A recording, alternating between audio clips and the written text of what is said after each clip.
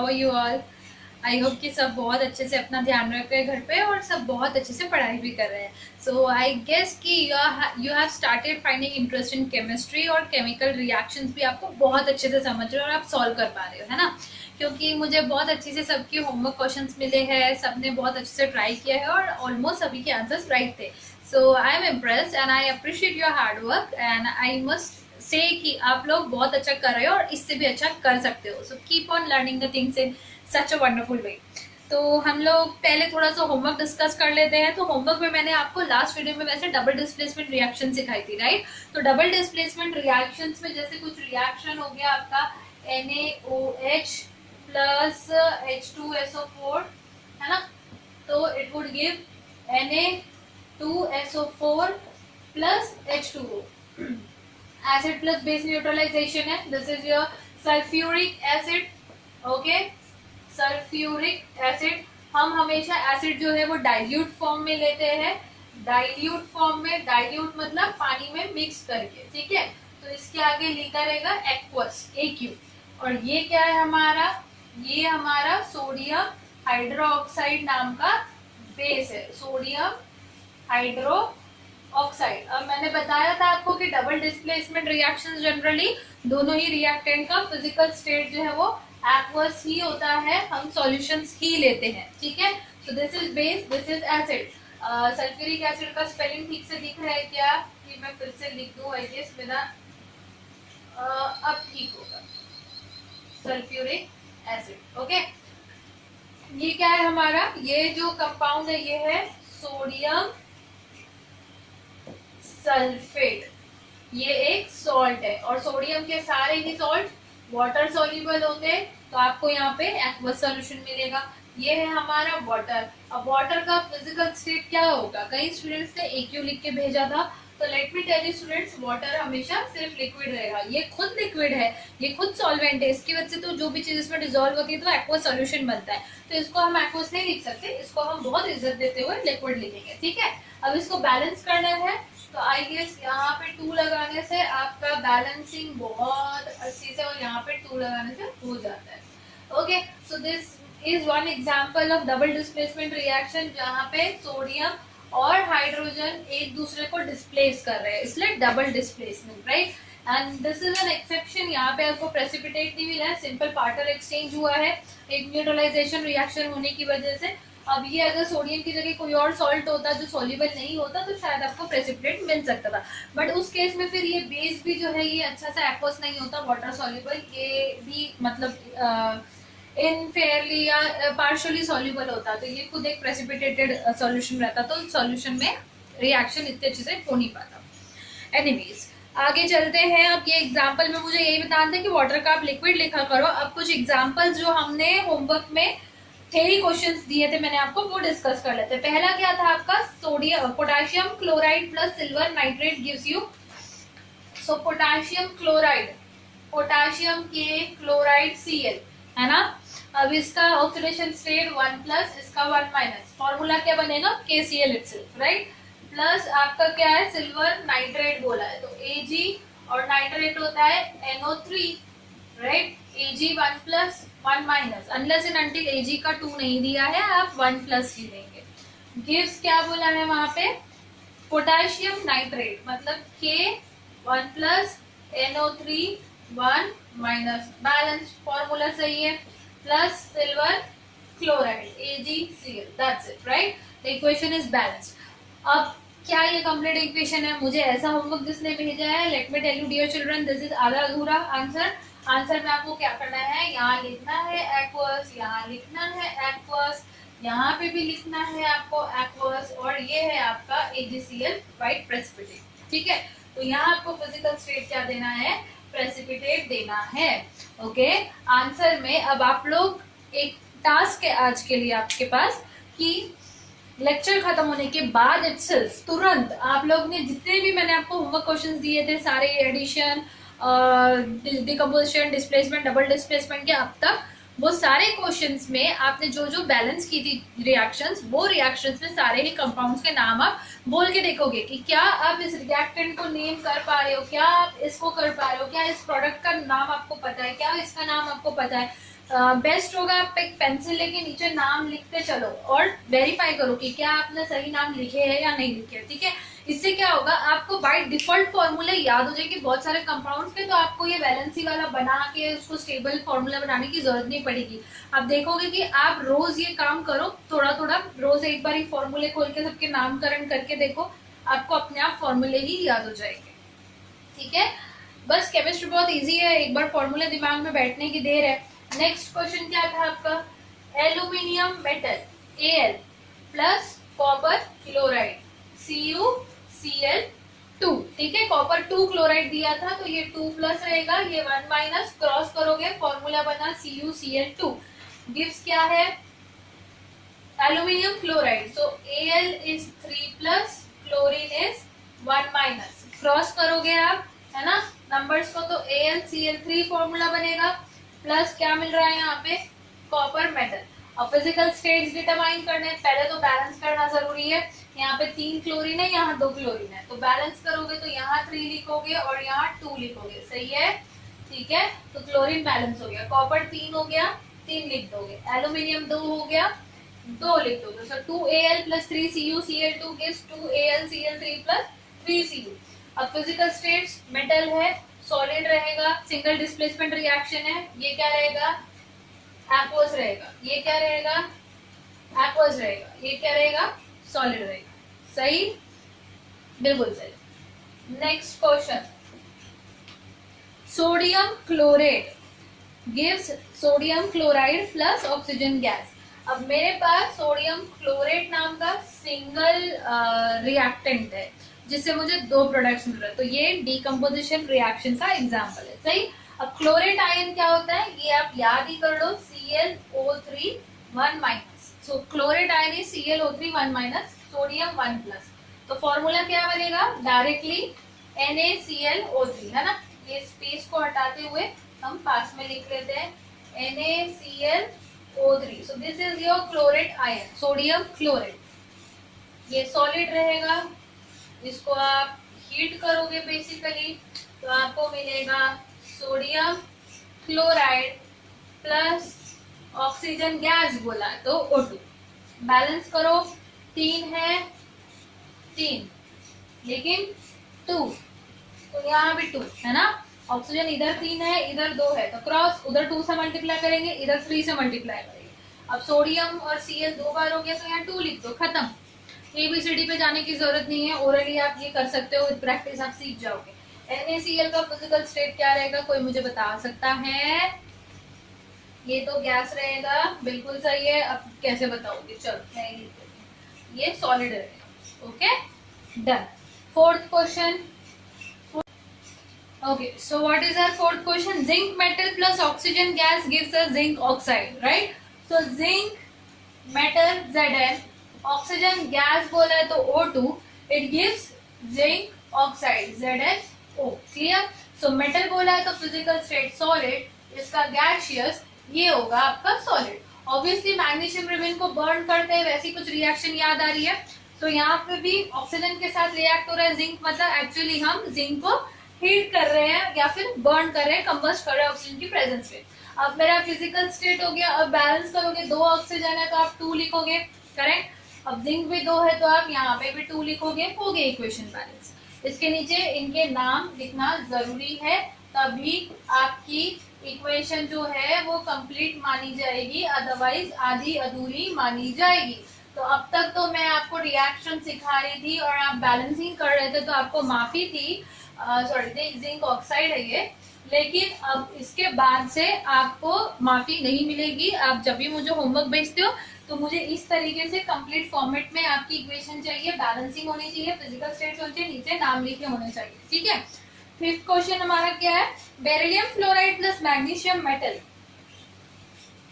So beryllium fluoride, beryllium is 2 plus, fluorine is 1 minus, तो formula क्या बनेगा आपका BeF2, बेरिलियम फ्लोराइड, क्रॉस कर दो, है ना, प्लस क्या था आपका मैग्नीशियम मेटल था, मतलब simply Mg, what it will give, it gives us magnesium fluoride and beryllium metal, single displacement reaction है, Mg 2 प्लस होता है, फ्लोराइड मतलब फ्लोरीन F-1 होता है, क्रॉस मल्टीप्लाई करोगे MgF2 प्लस आपको यहाँ पे क्या मिल रहा है, बेरिलियम मेटल मिल रहा है ना।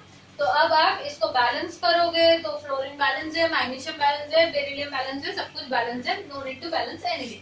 फिजिकल स्टेट सॉलिड रहेगा क्या, ऑब्वियसली एक्वस रहेगा, सिंगल डिस्प्लेसमेंट रिएक्शन है, ठीक है, ये सॉलिड रहेगा। जिनको फिजिकल स्टेट्स में कंफ्यूजन होता है वो याद रखें कि सिंगल डिस्प्लेसमेंट है, इसको एक्वस ही रहना पड़ेगा, ये सॉलिड मेटल रहेगा। ये क्या मिलेगा मुझे, फिर से एक्वस मिलेगा, ये सॉलिड मिलेगा। तो आप reaction wise, type of reaction wise आप फिजिकल स्टेट्स याद रखने की कोशिश कर सकते हैं। सिक्स्थ क्वेश्चन है आपका सोडियम हाइड्रोजन कार्बोनेट।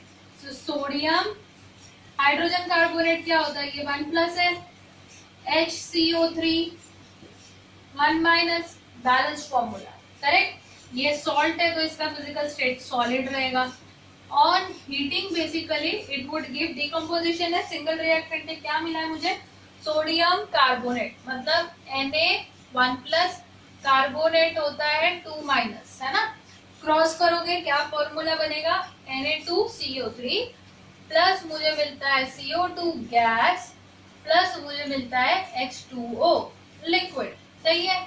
ये होगा एक्वस। क्यों एक्वस, ये सॉलिड था, इसको मैंने हीट किया, बैलेंस कर लोगे यहाँ 2 लिख के, इसको हीट किया तो ये एक्वस, ये CO2, ये वाटर क्यों मिला, क्योंकि यहाँ पे वाटर है, वाटर में ये सॉल्ट प्रोड्यूस हुआ है वाटर के साथ, तो ये सॉल्ट पानी के अंदर है तो ये एक्वस सॉल्यूशन ही रहेगा, ठीक है। और ये मुझे गैसियस मिला है component. Last question was that potassium metal K plus H2O water, right. Potassium metal है तो सॉलिड, वाटर है तो लिक्विड, क्या मिलने वाला है मुझे, सिंगल डिस्प्लेसमेंट रिएक्शन है। अब वाटर इसलिए एक्वस नहीं है, लिक्विड है, ठीक है। पोटेशियम डिस्प्लेस करेगा हाइड्रोजन को और बनाएगा KOH प्लस H2 गैस, सही है। बैलेंस करोगे रिएक्शन को 2 and 2 and 2 बैलेंस, ठीक है। इसका नाम क्या है, पोटेशियम हाइड्रोक्साइड। क्या मिलेगा मुझे, एक्वस सॉल्यूशन, क्योंकि पानी में मेटल को डाला था तो एक्वस सॉल्यूशन और हाइड्रोजन गैस रिलीज हो जाएगा। आई गेस इतने ही आपके होमवर्क क्वेश्चंस थे। तो जिन बच्चों को थोड़ा सा भी कंफ्यूजन होता है फिजिकल स्टेट्स को लेके या फिर नाम को लेके या फिर फॉर्मूला कैसे बनाना है, तो उनके लिए स्पेशली मैंने ये होमवर्क डिस्कस किया है सो दैट आपको थोड़ा बेटर क्लैरिटी मिल सके। अब इसके बाद भी अगर आपको कंफ्यूजन है तो please feel free to ask me. Next thing, जैसा कि मैंने आप लोग को बोला है, आपको क्या करना है, सारे ही रिएक्शंस खोल के रिएक्टेंट्स और प्रोडक्ट्स के नाम पेंसिल से नीचे लिखना है और बोल के सोच के देखना है कि क्या इसका नाम मुझे आता है, क्या ये नाम सही है, इस तरीके से। Okay, so let's move towards some basics today. अब मुझे लास्ट टॉपिक चैप्टर का पढ़ाना है आपको रिडॉक्स रिएक्शंस, लेकिन रिडॉक्स रिएक्शन पढ़ाने से पहले कुछ बेसिक क्लियर होना जरूरी है। जैसे कि ये दो चीजें अगर बन रही है, ये फॉर्मूला MgF2 बन रहा है तो ये कैसे बन रहा है, ये क्यों बन रहा है, बेसिकली ये कंबाइन कैसे हो रही है, क्यों ये इसको डिस्प्लेस कर रहा है, कैसे बॉन्डिंग हो रहा है, थोड़ा थोड़ा हमने डिस्कस कर रखा है। इलेक्ट्रॉन्स के लेने देने की वजह से हो रहा है, पर एग्जैक्टली क्या हो रहा है तो यही हम डिस्कस करते हैं, ठीक है। तो कोई भी चीज के बीच में केमिकल बॉन्डिंग्स होती है। केमिकल बॉन्ड्स जो है वो बहुत वेराइटी की होती है। आपका आयोनिक बॉन्ड हो गया, कोवैलेंट बॉन्ड हो गया, polar non polar covalent bonds होते हैं, उसमें सब टाइप होता है। फिर कोऑर्डिनेट बॉन्ड्स है, फिर मेटल्स के बीच में एटम्स में मेटालिक बॉन्ड होता है।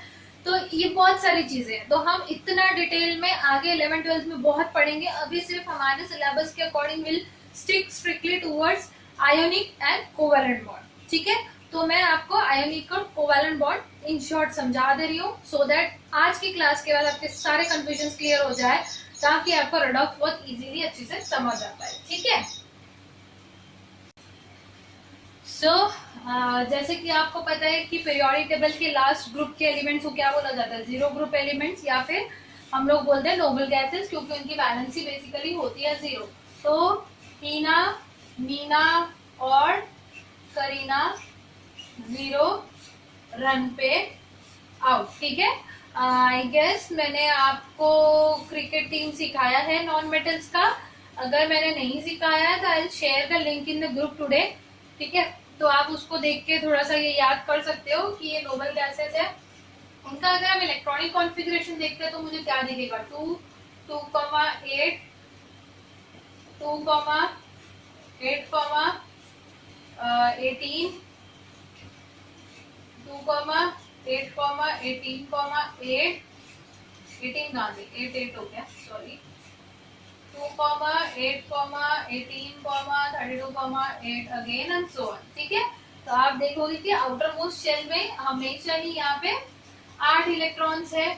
ठीक है, 8 इलेक्ट्रॉन्स है, और हीलियम इज एक्सेप्शन जिसमें 2 इलेक्ट्रॉन है। अब हमें पता है कि सब में 8 इलेक्ट्रॉन आ रहा है आउटर शेल में, और हमें पता है कि ये गैसेस स्टेबल है, ये रिएक्ट नहीं करती है, नेचर में नॉन रिएक्टिव है। तो इसीलिए हम बोलते हैं किसी भी मेटल को या किसी भी नॉन मेटल को अगर नॉन रिएक्टिव बनना है, मतलब हाईली स्टेबल होकर शांति से अपनी जगह पे बैठे रहना है, तो उसे इस इलेक्ट्रॉनिक कॉन्फ़िगरेशन को एक्वायर करना पड़ेगा। जैसे कि वो नोबल गैसेस का इलेक्ट्रॉनिक कॉन्फ़िगरेशन जैसे एक्वायर कर लेगा तो वो हाईली स्टेबल हो जाएगा और वो फर्दर किसी से रिएक्ट नहीं होगा। तो जब हीलियम जैसे आउटर मोस्ट शेल अगर के शेल है, if your outermost shell is K shell and it contains 2 electrons, तो इस स्टेबिलिटी कंडीशन को हम बोलते हैं duplet. Please write down the definition. If the outermost shell is K shell, then it must contain 2 electrons in it, and this state of stability is known as duplet. If outermost shell is any other shell apart from K, which may be L, M, or N, and it contains 8 electrons in it, and if it contains 8 electrons in it, then the stability condition is known as octet. ठीक है, जो बाकी के noble gases के साथ case है। Okay, ठीक है, तो ये क्या है, हमारी स्टेबिलिटी कंडीशंस है। तो सारे ही जो हमारे एलिमेंट्स है वो इस कंडीशन को एक्वायर करने की रेस में लगे रहते हैं कि मुझे स्टेबल होना है, तो मुझे कैसे भी करके 8 होना मतलब होना, मुझे 2 होना मतलब होना।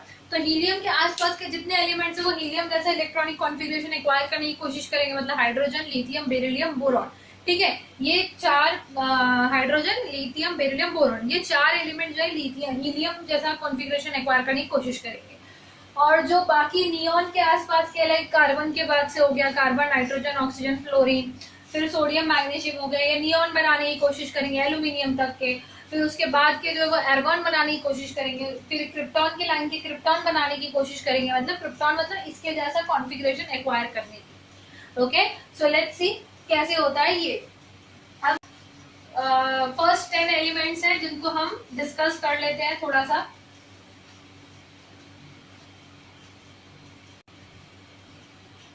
अब हमारे पास 10 एलिमेंट्स है, hydrogen, helium, lithium, beryllium, boron, carbon, nitrogen, oxygen and fluorine. ठीक है, यहाँ तक हम डिस्कस करते हैं।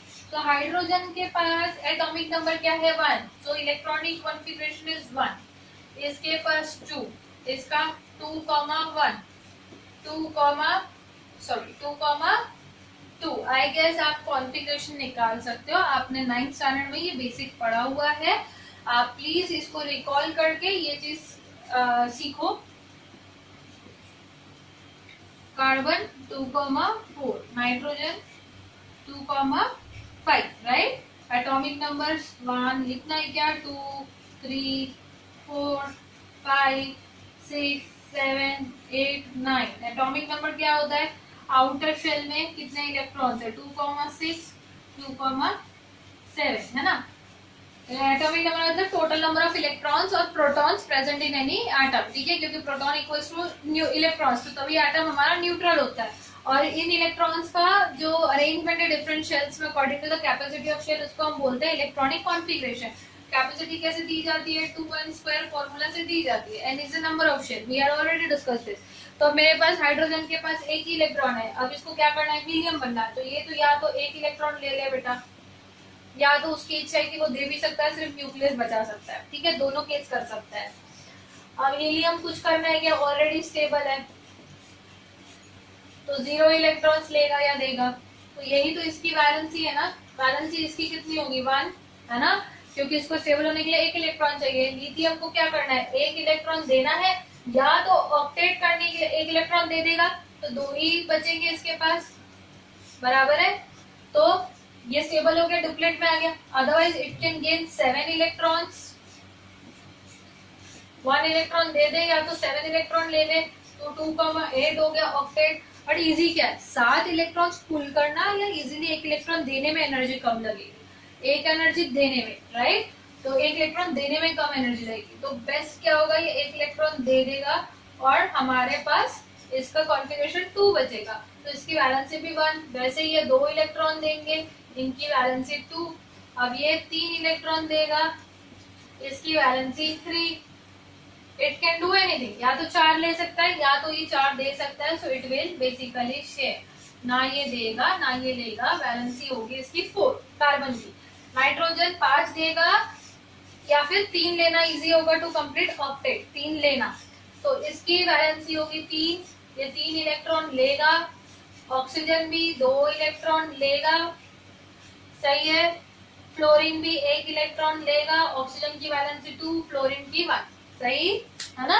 अब मैं आपको कुछ ऑब्जर्वेशन दिखा रही हूँ, आप प्लीज देखो इसको ध्यान से। अब मेरे पास वैलेंसीज आ गई सबकी। अब हाइड्रोजन जो था, ये पहले कितने इलेक्ट्रॉन्स थे, कितने प्रोटॉन थे, 1 प्रोटॉन था, 1 इलेक्ट्रॉन था, बिफोर एक्वायरिंग एनी इलेक्ट्रॉन। अब आफ्टर एक्वायरिंग 1 इलेक्ट्रॉन, प्रोटॉन्स को कुछ हुआ क्या न्यूक्लियस के अंदर, नहीं, तो प्रोटॉन तो एक ही है, लेकिन इलेक्ट्रॉन एक और आ गया, तो टोटल इलेक्ट्रॉन कितने हो गए, 2, 1 + 1, है ना। So this is after state, after becoming stable, है ना, हम स्टेबिलिटी डिस्कस कर रहे हैं, ये बिफोर स्टेट है, before becoming stable. Okay, helium, helium के पास कितने थे, 2 प्रोटॉन थे, 2 इलेक्ट्रॉन थे, अभी भी 2 प्रोटॉन 2 इलेक्ट्रॉन ही है, कुछ भी नहीं लिया ना कुछ दिया। लिथियम के पास 3 प्रोटॉन थे, 3 इलेक्ट्रॉन थे, राइट, एटॉमिक नंबर 3 है। बाद में प्रोटॉन तो 3 ही रहेंगे, पर इलेक्ट्रॉन उसने 1 इलेक्ट्रॉन दे दिया है, तो इलेक्ट्रॉन कितने बचे, 2।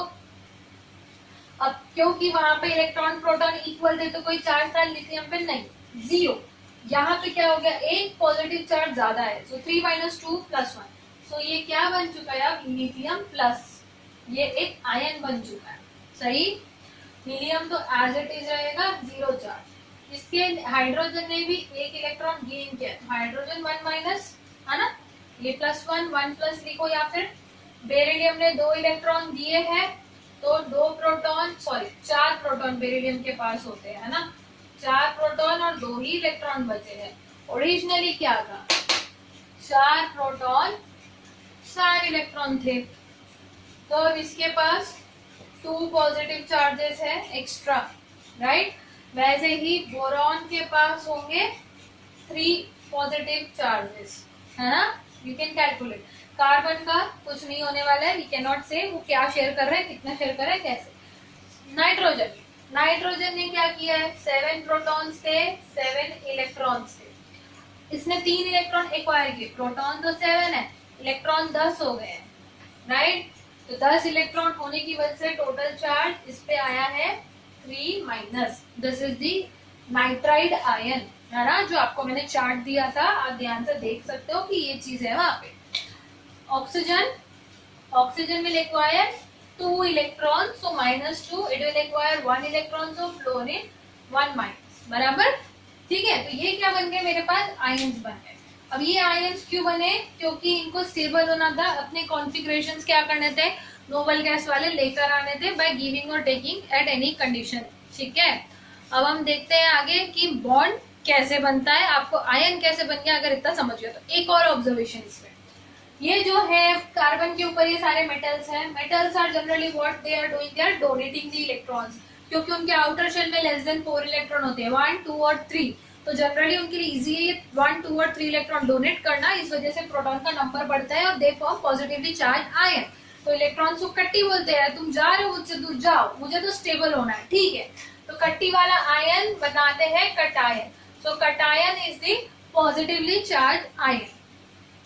नेक्स्ट मेरे पास क्या होता है, जो कार्बन के नीचे nitrogen, oxygen, fluorine non metals है, this generally acquire, this generally gain electron to become stable, क्योंकि उनके आउटर शेल में 5, 6 या फिर 7 इलेक्ट्रॉन्स रहते हैं। तो इजी क्या होता है, या तो 5 है तो 3 ले लो, 2 ले लो या 1 ले लो रिस्पेक्टिवली, 5, 6, 7 होने पर, है ना। तो इसीलिए ये गेन करते हैं, तो ये बोलते हैं आने दो इलेक्ट्रॉन्स, मुझे स्टेबल होना है, आई एम बिकमिंग हैप्पी, तो ये आने दो इलेक्ट्रॉन्स वाले नेगेटिवली चार्ज अनायन बनाते हैं, नेगेटिवली चार्ज आयन जिसको अनायन बोलते हैं। ओके, ऑलरेडी आई थिंक हमने पीरियोडिक टेबल में डिस्कस किया है, सो रिवाइज हो गया ये। ओके, तो कटायन एंड अनायन, तो मेटल्स आर फॉर्मिंग कटायंस, इसलिए electropositive elements, these are forming anions, इसलिए electronegative elements. Now let's see how they form the bonds, specially ionic bond and covalent bond. हमारा first type of topic है chemical bond का ionic bond. जैसे कि नाम suggest कर रहा है, आयोनिक बॉन्ड वो बॉन्ड होगा जो दो आयंस के बीच में फॉर्म होगा. अब मुझे बताओ कि दो कौन से टाइप के आयंस होने चाहिए. क्या दोनों कटायन होने चाहिए? कटायन क्या होता है? Positive ion. क्या दोनों अनायन होना चाहिए? है ना. इसमें बॉन्ड बनेगा कि इसमें? बताइए.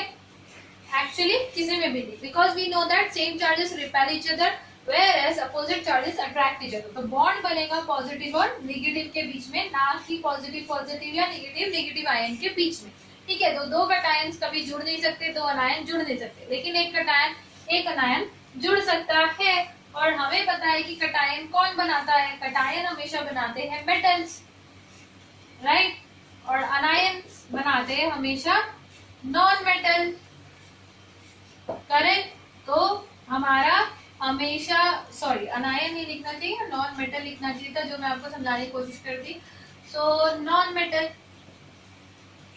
सो मेटल मेरा हमेशा पॉजिटिव चार्ज रहेगा, वेयरएज नॉन मेटल हमेशा नेगेटिव चार्ज आयन बनाएगा, और ये दोनों आयन अट्रैक्ट होकर एक दूसरे के साथ बॉन्ड बनाए. ठीक है. अब एग्जांपल लेते हैं हम, सपोज लिथियम का और फ्लोरीन का.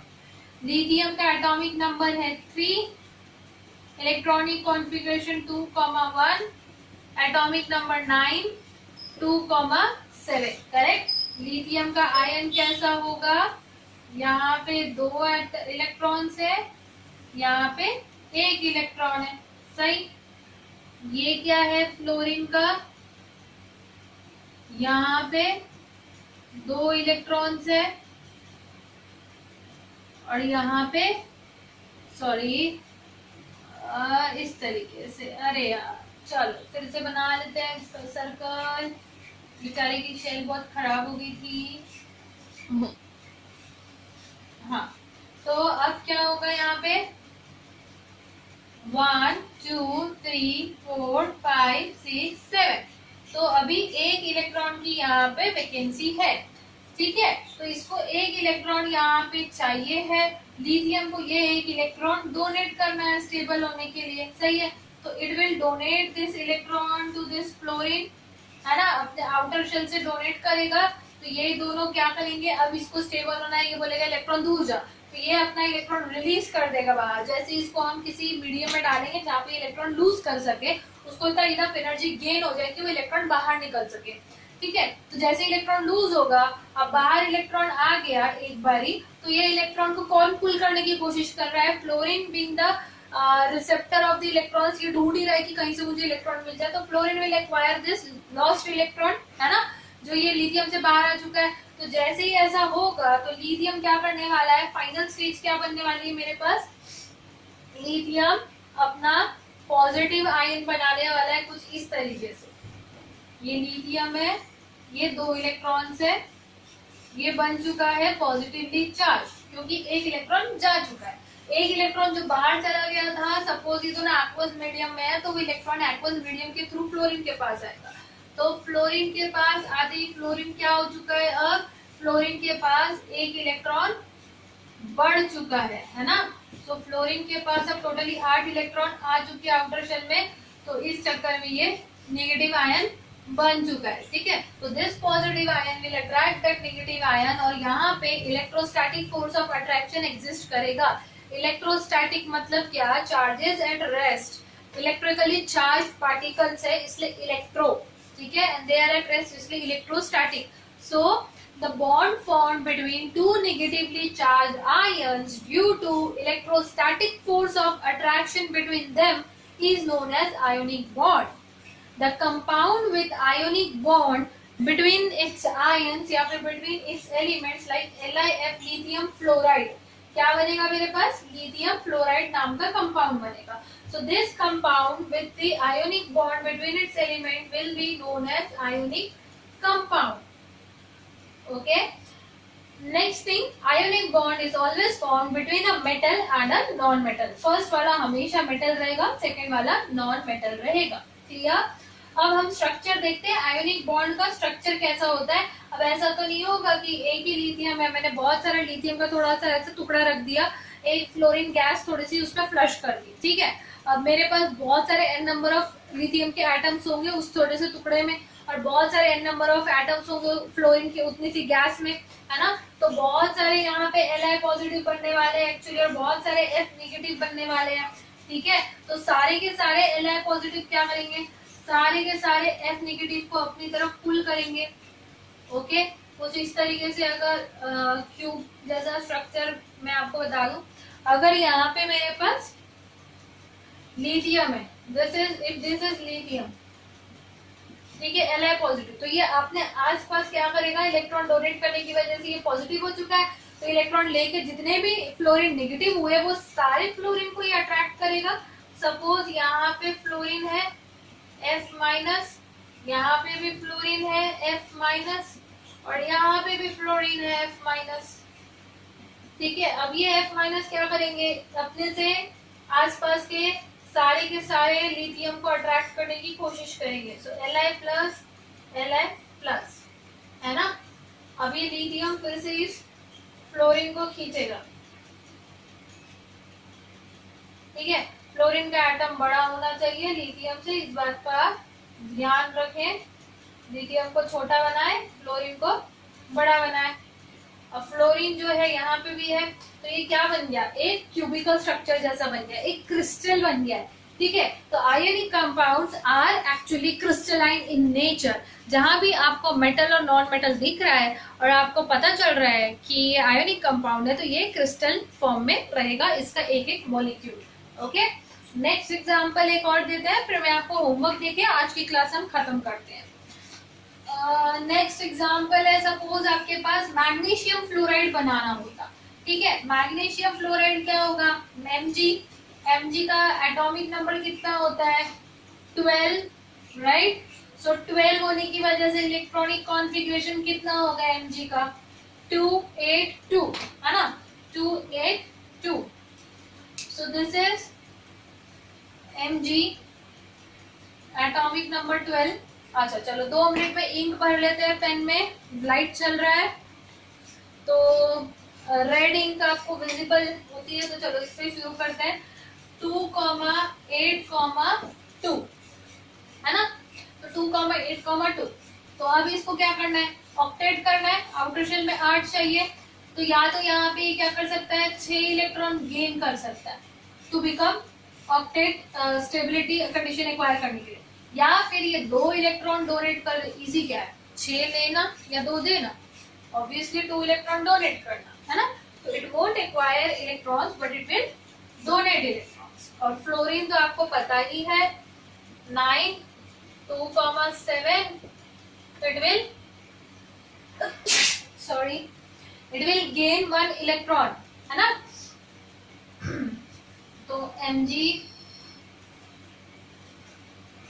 इस तरीके से 2 और यहाँ पे रहेंगे 8, और ये अब 2 इलेक्ट्रॉन्स अपने डोनेट कर चुका है, 2+ बनाए, 2 इलेक्ट्रॉन बाहर निकल के कहाँ जाएंगे, उड़ते उड़ते उड़ते उड़ते जाएगा। एक फ्लोरीन है सपोज यहाँ पे, ठीक है, इसको तो एक ही चाहिए था, तो इसने क्या किया, ये जो 2 इलेक्ट्रॉन आए इसमें से एक गेन कर दिया यहाँ पे, ओके। तो ये जो थे 2 इलेक्ट्रॉन बाहर है, एक इसने ले लिया, अब 1 इलेक्ट्रॉन बचा है, दूसरा कौन लेगा, मैग्नीशियम को तो स्टेबल होना है, वो 1 इलेक्ट्रॉन देके दूसरा अपने पास नहीं रख सकता, उसको दोनों देना ही है, और फ्लोरीन को तो एक ही चाहिए, दोनों नहीं चाहिए, तो क्या होगा, और एक फ्लोरीन आएगा, और एक फ्लोरीन आके इस इलेक्ट्रॉन को गेन कर देगा, ठीक है। तो ये क्या बना, माइनस, क्या बना, minus. So minus and minus totally 2 minus, और ये 2+। अब हो गया मैग्नीशियम बैलेंस। अब इस चीज से आप समझ सकते हो कि एक मैग्नीशियम को स्टेबल होने के लिए 2 इलेक्ट्रॉन देना है, और एक फ्लोरीन एक ही ले सकता है, इसलिए यहाँ पे 2 फ्लोरीन रिक्वायर्ड रहेंगे। सो फॉर्मूला क्या बना, MgF2, राइट। इसी को हम इस तरीके से सीखते थे, Mg2 + फ्लोरीन 1 माइनस, तो हम क्रॉस करते थे, है ना, तो Mg क्रॉस करते ही MgF2 फॉर्मूला बनता है, ठीक है। सो इस तरीके से Mg मैग्नीशियम मेटल है, फ्लोरीन नॉन मेटल है, तो यू कैन अंडरस्टैंड कि आयोनिक बॉन्ड है, आयन कैटायन कौन सा है, मेटल है मैग्नीशियम, अनायन कौन सा है, नॉन मेटल है फ्लोरीन, ठीक है। तो आपको मैं कुछ होमवर्क दे रही हूँ, कुछ कंपाउंड्स के आप इस तरीके से आप स्ट्रक्चर बना के एनालाइज कीजिए कि एक्चुअली होता क्या होगा। For example you can go with calcium chloride, you can go with sodium chloride, you can go with potassium oxide and then you can try like a beryllium nitride, ठीक है, beryllium nitride. तो इतने आप try कीजिए, analyse कीजिए। Next class में will understand covalent bonds and then will go with redox reaction. अब कुछ मैं आपको बता दूं, कैरेक्टरिस्टिक रिवाइज करवा दूं। आयनिक बॉन्ड की क्रिस्टलाइन होते हैं नेचर में, फिजिकल स्टेट ऑब्वियसली सॉलिड होता है, एंड आयंस होने की वजह से they can conduct electricity but only in molten state, पिघले हुए स्टेट में। पानी में घोलने के बाद आयनाइज होंगे इसकी गारंटी नहीं है, पिघले हुए स्टेट में जरूर आयनाइज होंगे। सो मोल्टन स्टेट और फ्यूज स्टेट में they conduct electricity. This is all about today's basic जो भी बॉन्ड फॉर्मेशन है उसके बारे में। अब क्रिकेट टीम वाला वीडियो का लिंक भी मैं भेज दे रही हूँ, आप लोग प्लीज होमवर्क ट्राई कर लेना जो भी मैंने टास्क दिए है। Okay, thank you, have a good